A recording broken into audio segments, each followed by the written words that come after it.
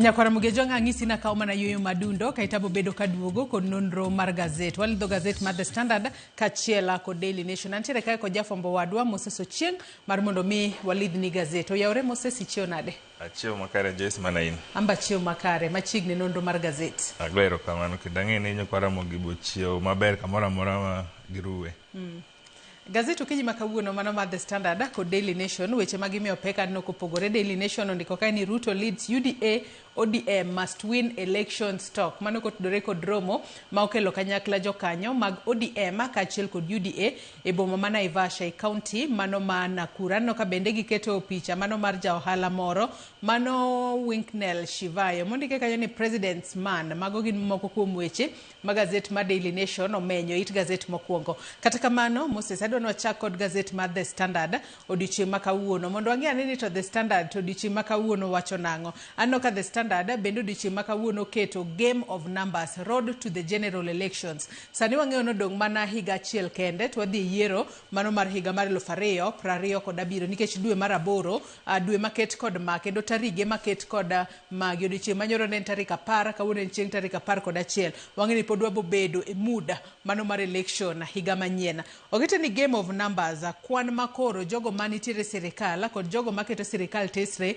nyakoro tug godo mar mondo mi gine ni jal magisiro ema oyombo e yiero mar higa mar 2027. Tano kae ka ondika ni jatend piny Kenya William Ruto e yiero mano mar higa mar 2022 ne otony noyudo 50+1 threshold mano miyo oyombo. Mano ka tudore kod kwan ombulu mano yude gwengo mag Masawa.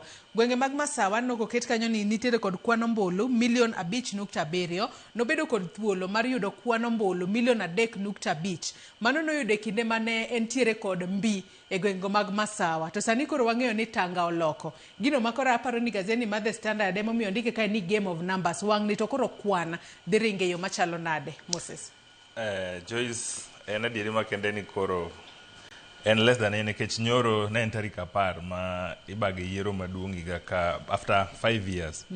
To ne waneno ka koro UDA to gi ODM okawo gini serious kendo ne gibedo gi romo ma ne en symbolic nikech chieng' ne ma onego bed ni bage yiero maduong' bang' higa 5 e Kenya ka. To king'iyo numbers gi Joyce en adieri makende ni kaka ne yiero mar 2022 chotimore ok kaka yiero ma 2027 idhi timore.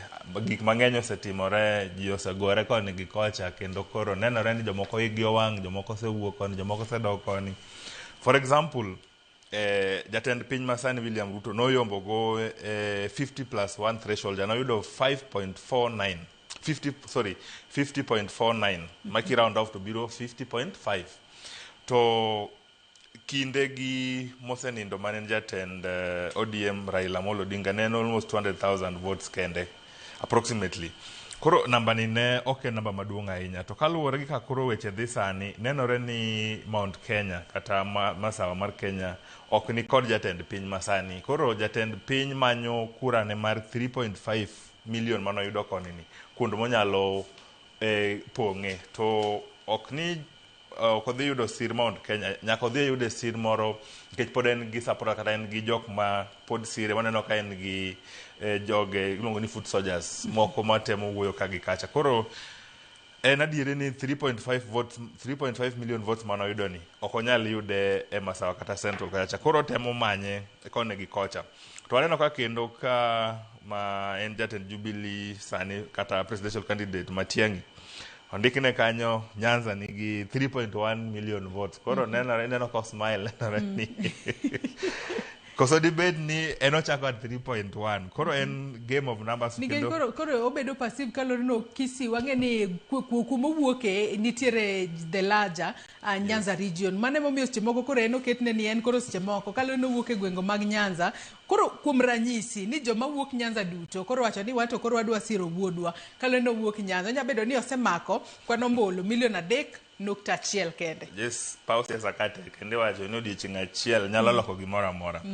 To adieri mane kende kata my ground wang'eyo ni main jatend Jubilee sani Fred Okengo Matiang'i pok owuok ok ahinya mo convince kata the larger Nyanza region ni en presidential candidate kendo waneno ka Nyanza obedo perceived kata ng'eny jogo od bura kata go kura e line mar ODM. To Matiang'i kata king'iyo yiero mosekalo chien kacha cha.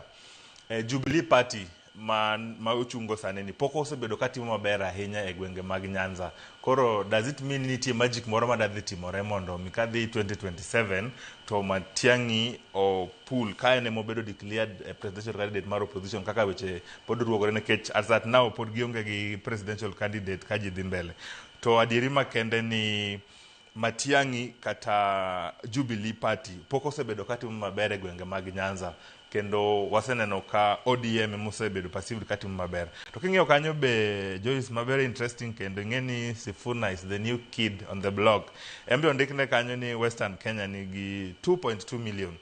To waseneno ka Western nigi oken for example pok owuok ayanga kata pok waneno ka Sifuna owuok gi party ne nikech sani kwa gitemo register Linda Mwananchi cha mapod be nigi kagi kaja pok giyudo go through kata pok gi obedo registered as a party. Koro pok wang'eni to Sifuna dhi chung kata dhi bedo running mate to kata odhi play role mane ka ji dhi e yiero mambele ka. Koro it's an interesting thing mondo wane to numbers gi dhi change kendo numbers gi ok gin constant saka sanga to this way. To kendo momako nga kanyo neno ka Eastern Block be Kalonzo be biro gi 1.7 ne kanyo ero to cost be nigi 2.2. Koro it's a wake up kata king'iyo numbers gi maber Joyce to ng'ama dhi nikech as at now ODM onge presidential candidate kendo gisewuok ok ayanga ni gin to gidhi chungo candidate lakini gidhi laro number 2 which means ni ng'ama gidhi support they yudo good chunk of this vote. To cost be osewuok kawacho ni gin to gidhi chungo presidential candidate lakini gidhi laro number 2. Koro between cost to gi Nyanza that is about 5.3 million votes ma jatend piny kata jo opposition nigo ediere ka mondo gi grab. Koro it's gima waketo wango mondo wane kaka dhi bedo mbele ka Joyce. Akinanno ka wechego mago ma otudore kod mano mochomo yiero mar higa mar 2027 gazet mano mar The Standard omenyo ahinya it gazet mano mar 1 3 4 5 6 7 8 9 10 apar gachiel apar gariyo ka achiel kod mano mar 13 matinde ni gimiye extensive coverage. It gazet mar 5 kanyo bedana no ka koro gitemo pimo gigo mano timore e higa mar 2022 kod ariyo kinde mag yiero. Ano ka giketo kanyo ni regional battlegrounds mano kotudore kod gwenge mopogore opogore ma ng'ato jabede ng'ato nitiere kod mbi machalo nade gwenge makono. Kuom ranyisi no koket gwenge mago mag Western Kenya kamiwacho kanyo ni Sifuna nyalo bedo kod kwan atamalo 25. Jatend piny William Ruto nyalo bedo kod atamalo 14 kama Matiang'i nyalo bedo kod atamalo 12. Kwendo gwengego mago mag Lower Eastern Kalonzo nyalo bedo kod atamalo 58 ka Ruto nyalo bedo kod atamalo 15. To king'iyo gwenge mag Nairobi mano koro gipimo kod yiero mar higa mar 2022 sani wang'eyo ni Raila Odinga nosenindo sani koro onge kata kamano kinde mathoth ne nitiere kod mbie gwenge mag Nairobi, Nyanza, Western, Eastern nen kod mbie gwenge mag Nairobi, Nyanza ka achiel kod Western. Mwacho ni nen gata malo 57, 80 kod 6, 60 kod 1. Gwenge mag Eastern Ruto noyombo. Mount Kenya bende wang'e ni Ruto ne nitiere kod mbi. Matende ni kata kuonde mano ma kod Raila Amolo Odinga sani koro jo siasa duto mano moriwo Nairobi ka moriwo gwenge mag Nyanza ka achiel kod Western. Jo siasa duto manitiere ng'wech makama sani koro gitemo mar mondo mi gine ane ka ginyalo lombo johera mag Raila Amolo Odinga mar mondo mi obi osirgi. Kata kamano en kwano manyaka go mariek. Moses Joyce ng'eni nyaka ne moluor Raila Amolo Odinga wewa nenore ka nitie gwenge kata regions mane miye sira ahinya to Luo, Nyanza to gi Coast gi Nairobi. Opposition to gi sirikal osewuok ka ahinya mondo gi convince gi mondo gi inherit kata gi kaw ombulu gi. To waseneno ka sana to side mar sirikal kata broad base ni osetemo ka psych kata gitemo ngiso jogi ni oyo wan wadhi siro sirikal kendo kae mane babo wewa kendo kae ka ji dhi mbele to kae ma wadhi goe kura. To opposition be wacho ni baba nokowe ne onge gi chenro moro amora nikech ka nitie weche moko marugore ka ni deal kata agreement mane nitie ni en nyaka ne gi sign agreement to nyaka 2027 election. Koro beyond 2027 onge agreement mano keti. Koro adieri mar wach to onge ngamo ng'eyo nikech joma no sign to agreement to gintie to baba mane dine wugo ko ler wach ni be koro onge. To interesting facts be kanyo Joyce king'iyo new registered voters gin 2.6 million voters ma nyoche onge sama nyoche wadhi e yiero mar 2022 cha. Makoro ineno Central Kenya nigi 500 plus Rift Valley 300, Nairobi 270, Western 273, Coast, Kambani, Luo Nyanza 190. Koro magi be kura manyien makoro donjo. Maga jogi te ne ongego. Magi be koro ilaro gi ka. Koro en ni to presidential candidates gi. Ere ngama dhi convince kata ere ngama dhi yudo big chunk mar kurani. To kendi ng'eyo ni Joyce Omulo be ng'iyo gi voter turnout. Ino ka regions moko the number mowuok ok ber ga ahinya. Koro number mar voter madhi turnout 2027 to gi new voters gi ere ngama dhi persuade jogi mondo oyud ombulu gi odogi e kore mar go kura.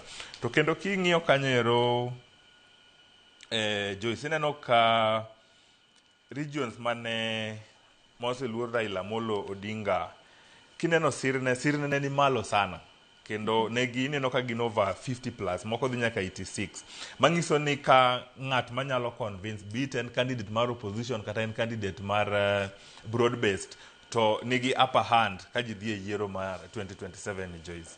Haya, kapod weche ma pod otudore kod wechego mag yiero, adwano dhi it gazet mar auchiel mar gazet mano mar The Standard. It gazet mar auchiel kanyo ang'e ni duola mano mar IEBC ema koro nitiere kod tinga. Maneno ni gibo bedo ka gi konyo piny Kenya e bago yiero mano mahuyanga maonge midhiero kendo maonge chochni mora mora. Ondika ni why near to the polls IEBC battles leadership gaps funding crunch.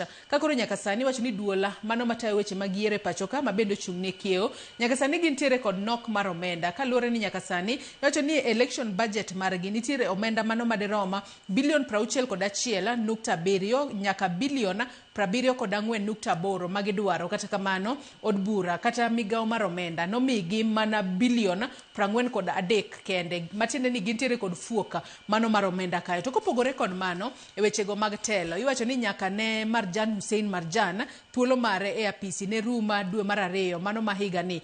IEBC poko bedo kod CEO kaachiel kod Commission Secretary makoro nyaka sani wach ni odiochieng' makawuono chieng' tarik 11 dwe mar 8 e odiochieng' mogika ma ng'ata ma seche moko dwa gombo bedo CEO mano mar IEBC nyalo chwalo kwayo mare mar mondo mi obed CEO. Kata kamano magi mana moko kuom midhiero makoro kwako IEBC e kinde mwinjo be ni koro giikore ne bago yiero maduong' higa manyien. Moses. Yes, waseneno ka IEBC kata chien kacha cha ne gin gi ng'ikruok ka gi kacha bagi yiero lakini ne gidhi mbele magitimo yiero mar 2022 to gimosebedo kawuok oko saa mwadhi e yiero ne 2013 2017 to gi 2022 to en funding mar election ni.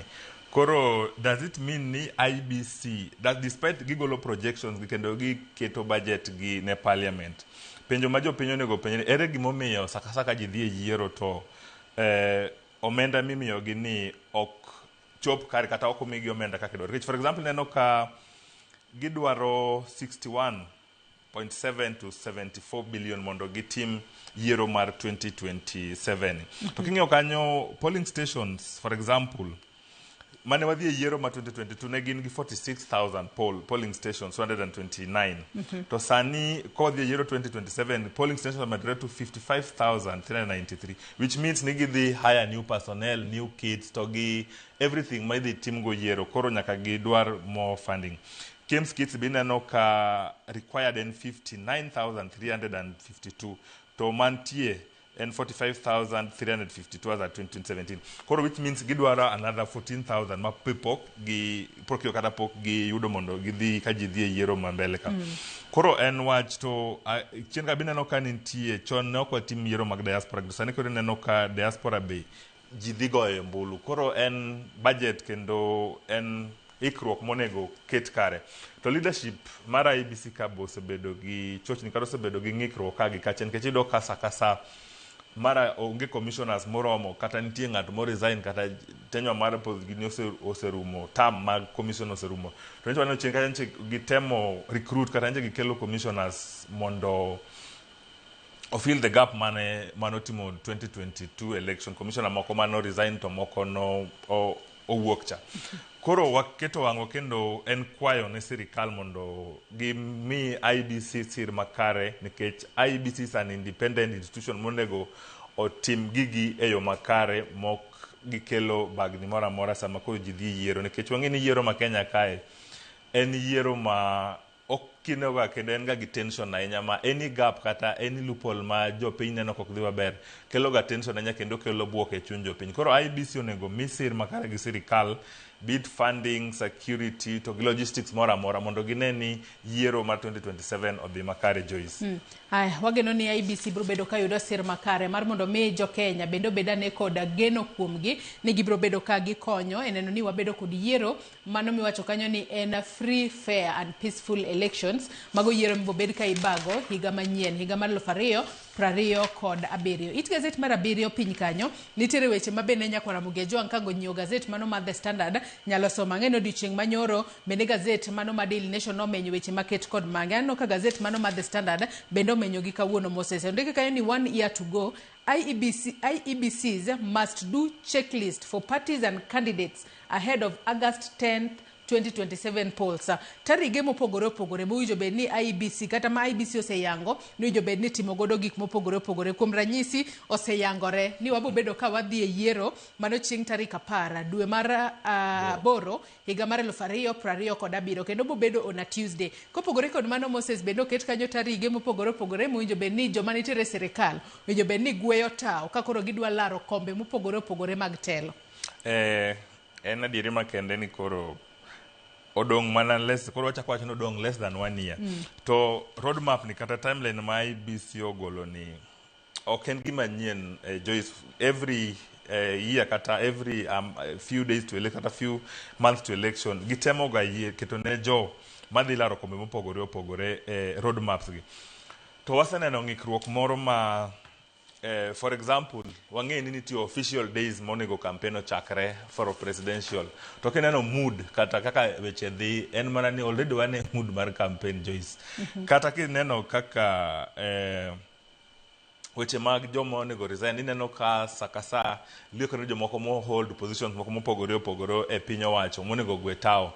Kaon thuolo malach kapok ogwe tao koluwore gi sama IBC oketo ni.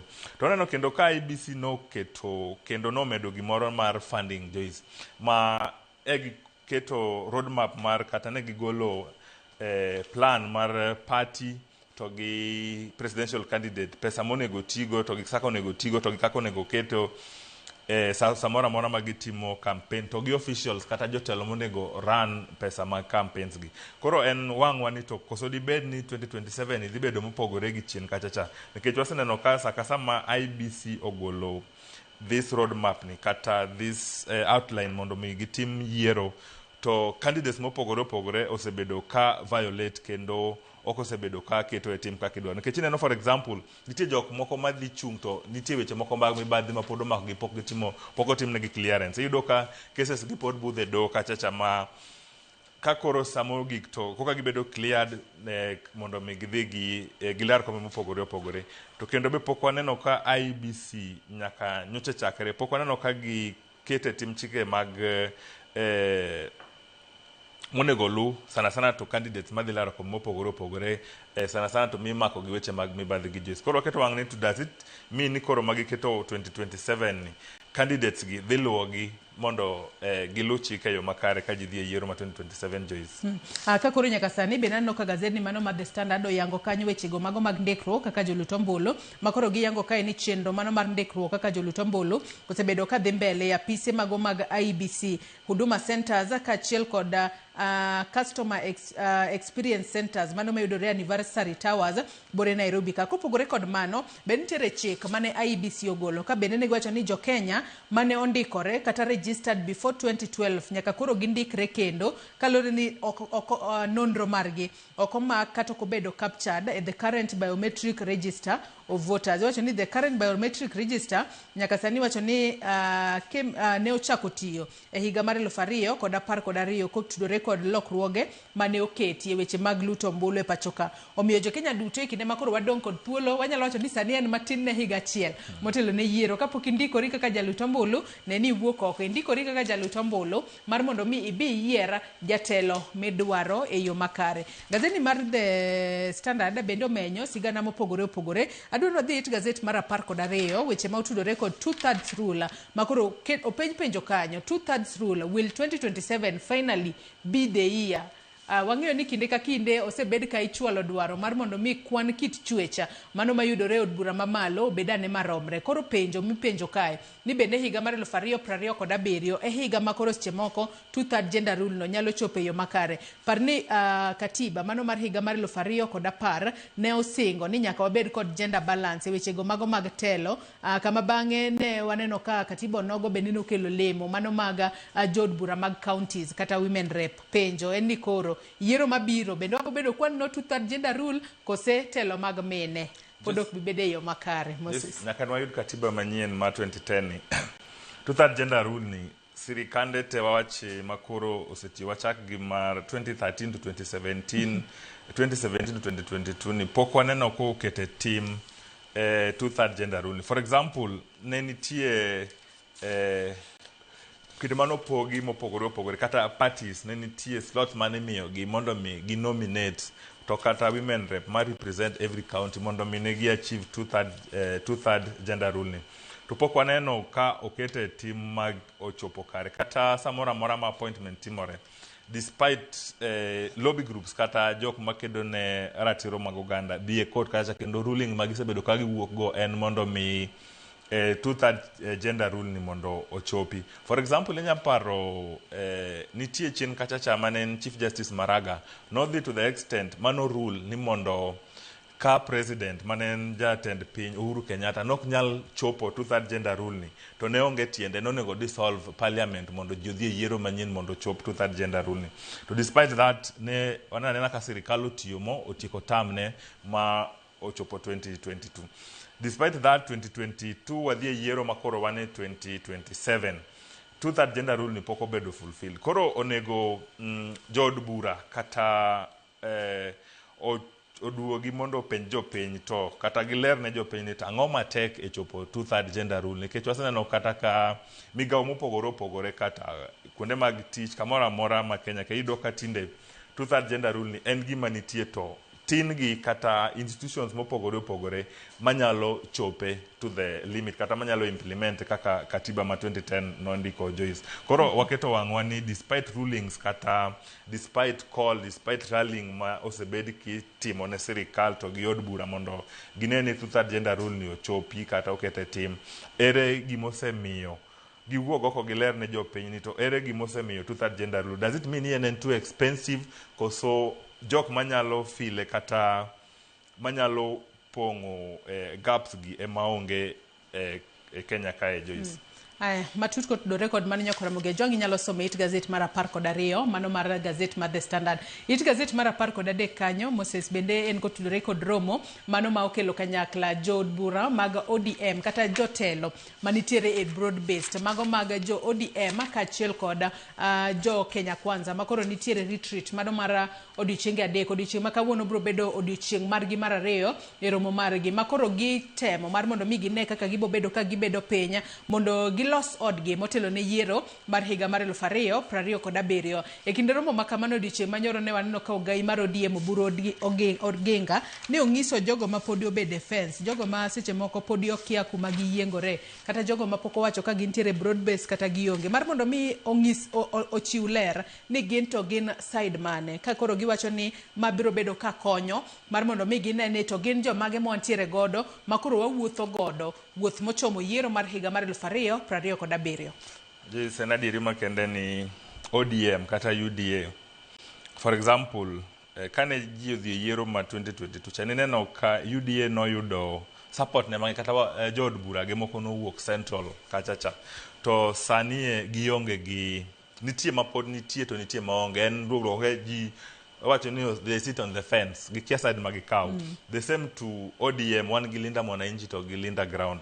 Pokwa neno kata pok giwuok oko mag gilia ni want to resign wawe ODM. Koro it was a wake up call mar Romoni mondo mi gi call their troops kata gi rally their troops mondo gibed gi one agenda. To gik mano wuok ahinya e Romoni kendo Joyce ne waneno ka ne giwinjore ni both sides ODM to gi UDA dhi nominate ji abich mondo mi ging'i kaka gidhi pogo lemo, nikech ing'e ni Joyce ka ji dhi e yiero kata ka ji dhi dwar to nyaka gibed ni kawayombo to an mae madhi kaw. Koro ne gi nominate ji 10 mane gi se publish nying gi madhi neno ni kendo gin gi timeline mondo mi gine ni ka ji dhi mbele kama kaka ODM to gi UDA dhi mbele.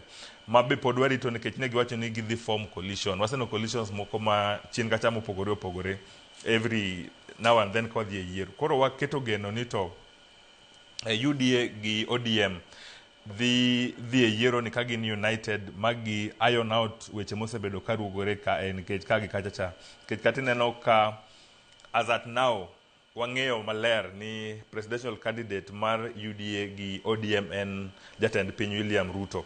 To jalupne ka aweche osebedo ka rugore, ODM dwani mondo slot no bendo mondo migi.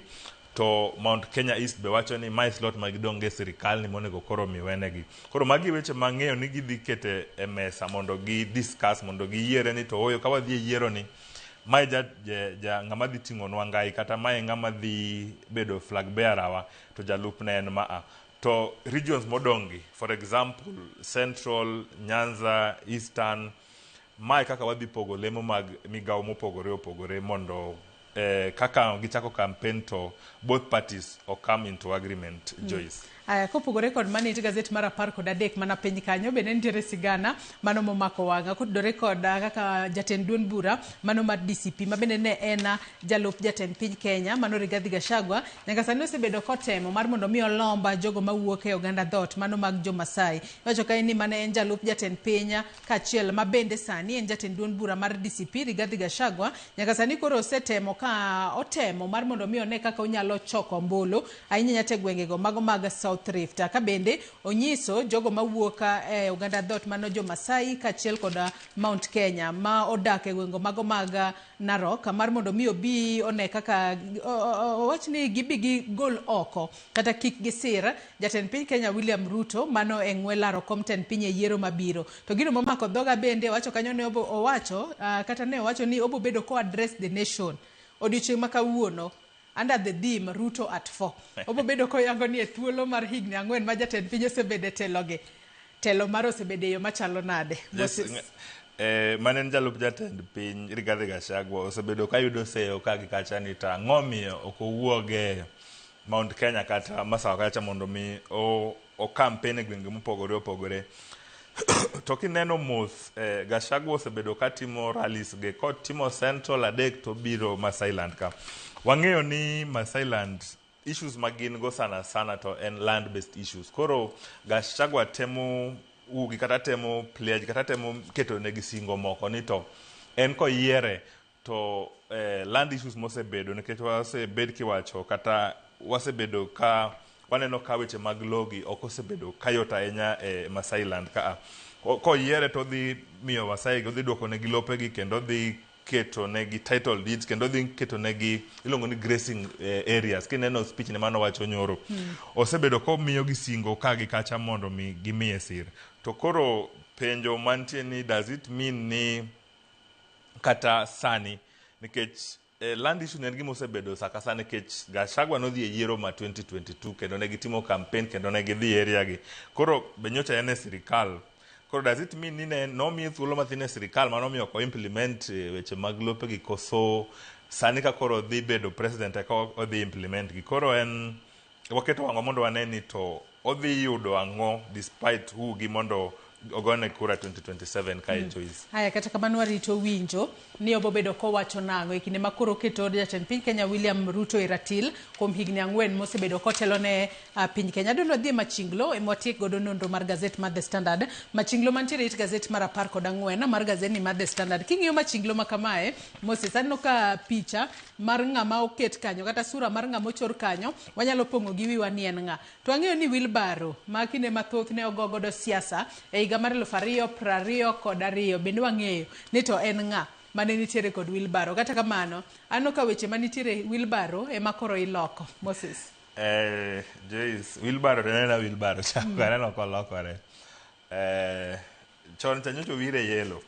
To sai neno ka rangni moko chak ketne, iwire ma black, iwire ma white. To jawicho ni nenore ni en careless gi rangi nikech ineno ka rangi osepukore ka gi kacha cha. Kendo jawicho ni to ni ready kendo no ko bano nyaka badlawe mondo mi owichi. Wilbaro ni wang'eyo adieri ni Wilbaro moringa inya will en ga black.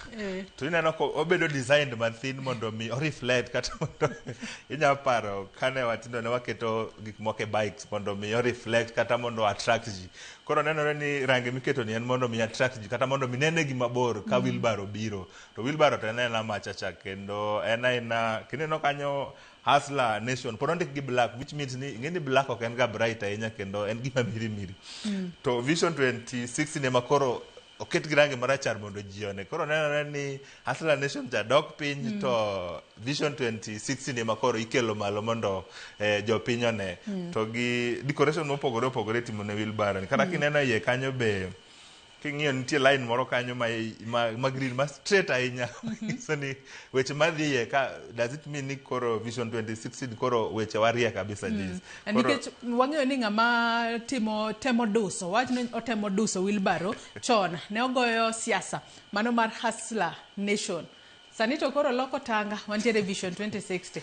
Nyakora Mugejo ng'imbeni nyalo pong'o gi wi ni to en ng'a mane jagoro temo goro kanyo. Gazet mar Daily Nation ka watieko nonro mar kosentiere wach momako wang'ie The Standard ka watieko. King'iyo page 19 kanyo be Joyce nitie wach momako wang'a kanyo mar 4 years on millions lie buried in stalled governors residences.